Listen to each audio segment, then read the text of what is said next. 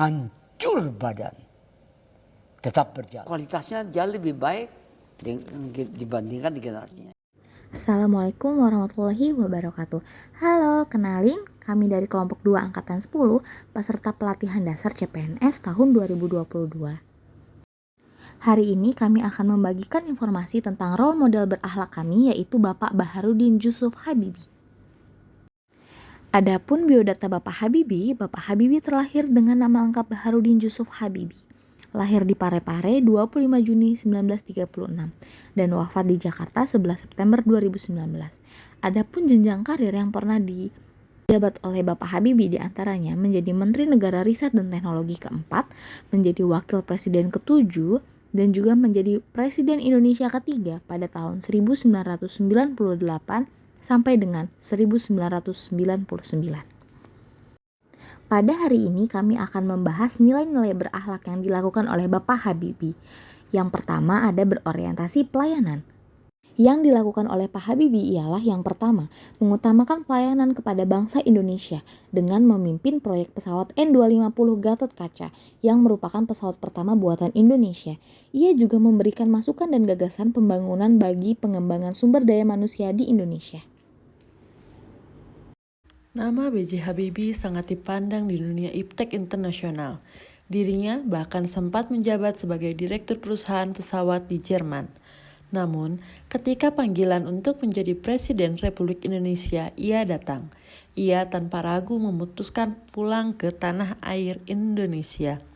Alasan yang mendorongnya ialah tawaran tersebut merupakan kesempatan memberikan segera ilmunya untuk kemajuan bangsa. B.J. Habibie juga memiliki rasa ingin tahu yang sangat tinggi. Dalam banyak kesempatan, B.J. Habibie mengaku sebagai orang dengan rasa ingin tahu sangat tinggi. Panca inderanya aktif menangkap segala hal yang ada di sekelilingnya dan berusaha menganalisa. Dirinya tak pernah berhenti berpikir. Untuk memuaskan rasa ingin tahunya, maka ia banyak membaca buku saat malam hari. Hal ini berhubungan dengan kebiasaannya yang hanya tidur dalam waktu cukup singkat, hanya 5 jam.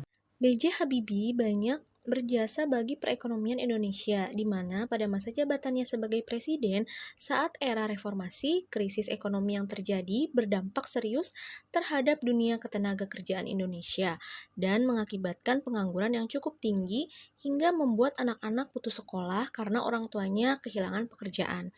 B.J. Habibie fokus menciptakan lapangan pekerjaan, membangun industri kecil dan menengah di sektor agroindustri, membangkitkan lembaga ekonomi produktif untuk menyerap banyak tenaga kerja agar perekonomian kembali stabil.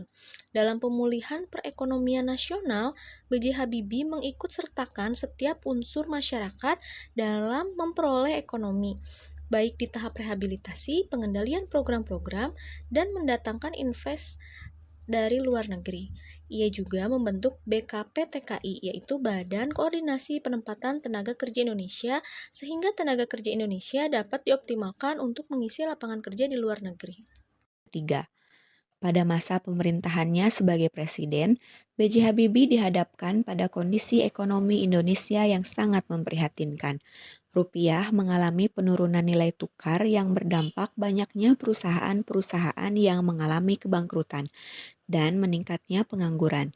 Krisis ekonomi ini menyebabkan sekitar 113 juta rakyat Indonesia hidup di bawah garis kemiskinan. Terdapat berbagai kebijakan publik dalam negeri yang ditetapkan pada masa pemerintahan Presiden B.J. Habibie, yaitu pembebasan tahanan politik pada masa Orde Baru, kebebasan pers, penghapusan istilah pribumi dan non-pribumi, pembentukan parpol dan percepatan pemilu, serta penyelesaian masalah Timor Timur.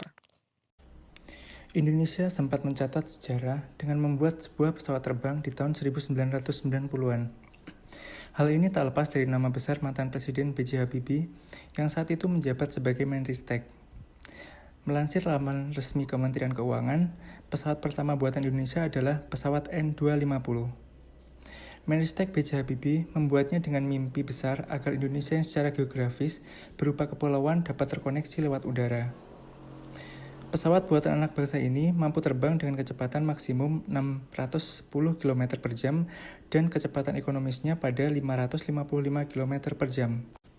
Ketinggian jelajah pesawat N250 ada di 25.000 kaki, dengan daya jelajah mencapai 2.040 km. Kemudian pada 10 November 1994, prototipe N250 Gatot Kaca berkapasitas 50 penumpang keluar dari hangar, ditarik 50 karyawan IPTN. Adapun kode N yang digunakan memiliki arti sebagai Nusantara, sementara sebutan Gatot Kaca adalah pemberian dari Presiden Soeharto untuk prototipe pertama pesawat N250.